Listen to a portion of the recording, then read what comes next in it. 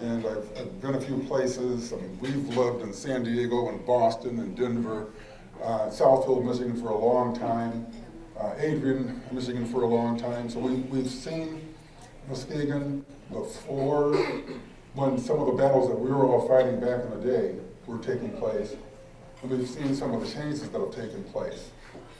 And that is very gratifying to us to move back to this area and to see some of the people who are supportive and helping us be successful as a family and helping us work within the organizations that we do. Now, so that's why you all invited me here. Now, why I am really here is this. You know, some of the things that you heard and saw on the video are what inspired me and what guided me and what formed me as an individual. And the people I have here to list would be my father and mother, A.D. Nesbury Sr., not Junior, Sr., and Sadie Mae Nesbury. Some of you who have been around for a while, you might know who they are. Dr. James Jackson, who recently passed away, a mentor of mine from when he knew who I was, I knew who he was, but he was a key mentor, someone who inspired me as a youngster, and my wife. She doesn't know she's actually in this speech, but she's one of my mentors as well. Now, what do they all have in common? None of these people waited their turn. They did not wait their turn. When people told them that they needed to step back, that they were not going to be able to buy property, they were not going to be able to go to a school, not be able to send their children to the school of their choice, they begged the difference. If there were people who were going to run them out of their home, wherever that might have been, they were not those people. In fact, my dad, was a World War II era segregated U.S. Army veteran. And the pervasive racism that existed at that time did not afford him the opportunity that many of his white colleagues were able to take advantage of. He couldn't buy a house, as you learned, in most of Muskegon. He couldn't get a loan in most of Muskegon, most of Michigan, or most of this country.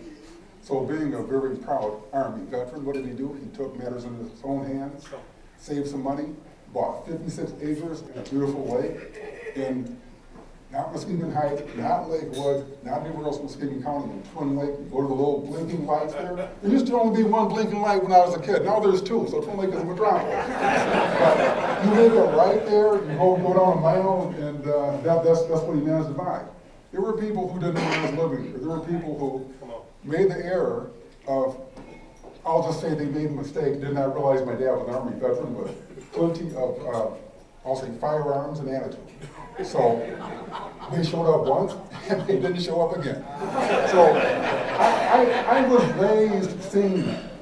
I think if there's anything that differentiated me as an individual was seeing my parents behaving that way. You know, they were educated to the 10th grade and the 8th grade level. They weren't educated in terms of school, but they had newspapers from all over the world in our house because they wanted us to see what the world was like. And what we found out is that, oh yeah, I mean, there were some nicer places there, but most of this country at the time they were living in I'll say Twin Lake, Michigan, they're pretty much the same, but they wanted the world to be different for us and us to help form that world and change it. Now, Dr. James Jackson. So he was my guy. You know, he was Dr. Jackson. And how many African Americans at the time or people of color did we know? And again, 64, when I was 10 years old, 1965, who would doctor anybody.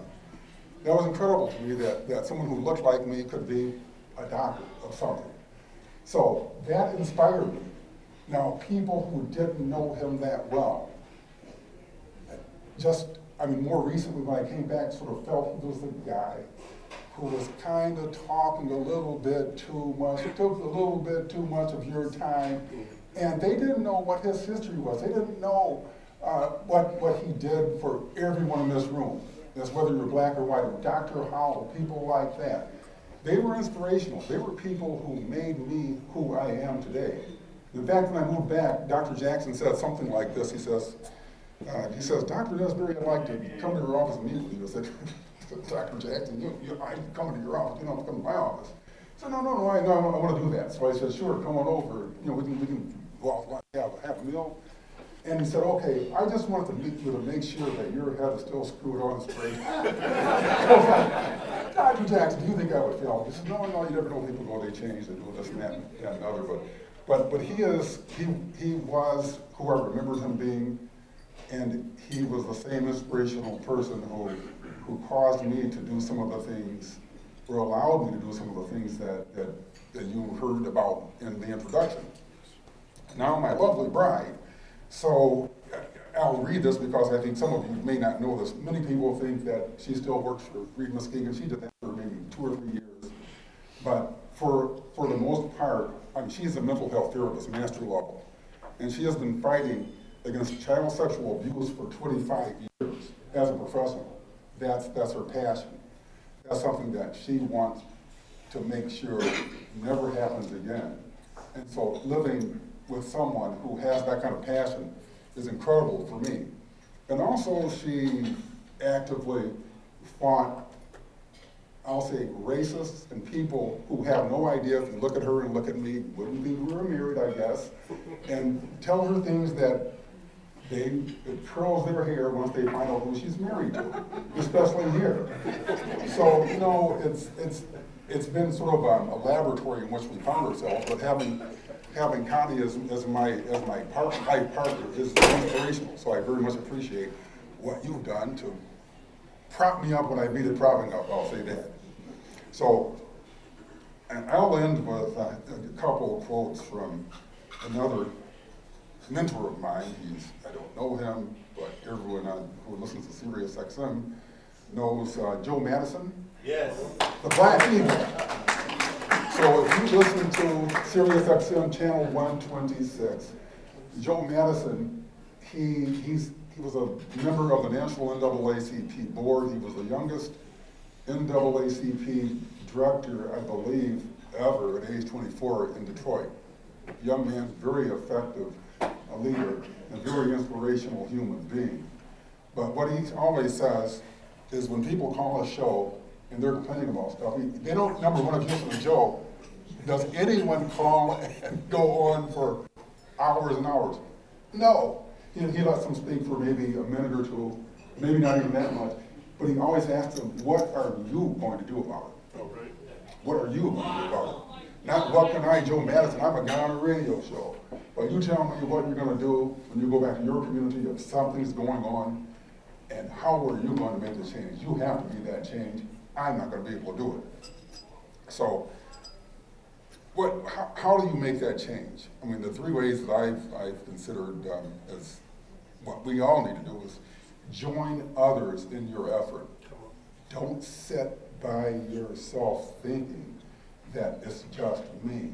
And whatever you do, you need support, you need partners, you need, see, in terms of this organization, we all need each other to move the issues forward that we need to move forward. So join others, don't be afraid to do this. This is especially important for younger people because you always think you're alone. If you're 18 years old, you lived 18 years, and comparing that to someone who's lived 60 or 80 or 40 years, you have a little bit more perspective in life. But keep in mind, but there are people out there who you may not know who will support you. Now, those people are just waiting to be asked. And that gets to the second point. Do not separate yourself from others.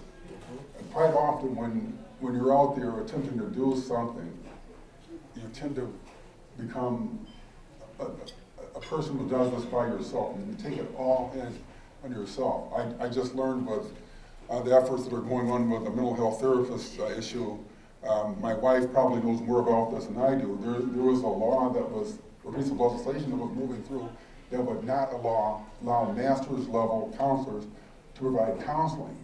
And that would have moved 16,000 counselors, something like that, out of a job. But they're all out there doing work, good work, supporting people. They all came together.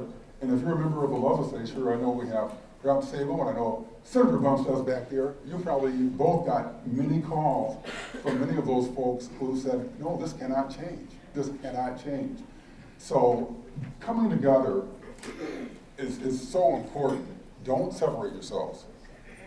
And the third point, my final point, is that don't assume that it is someone else's job. I look around, in my field, there are 4,500 colleges in this country, meaning there are 4,500 college and university presidents out there. And only 5% of us are African American. I believe there's 3% Latinx, and maybe 1% Asian. And that is terrible. And those numbers should be much more reflective of our society. And it's up to us to make the difference as college presidents, to mentor others. And I know in many of the organizations with which you work, you can make more of a difference than we've been able to make, but we're going to continue to do that work. But just don't assume it's someone else's job. You see this, you get out there and you work at it. Now the final thing that I will share is this. This is a quote from Dr. Martin Luther King. So he spoke at Michigan State University 55 years ago on February 11th, 1965. And he answered a question about waiting for the right time to push integration. And they were speaking of the campus and what was going on football, basketball, those kind of things, some of the other sporting events. And Dr. King said, time is neutral. And the time is always right to do right. So we keep that in mind. I'll repeat that. Time is neutral. And the time is always right to do right.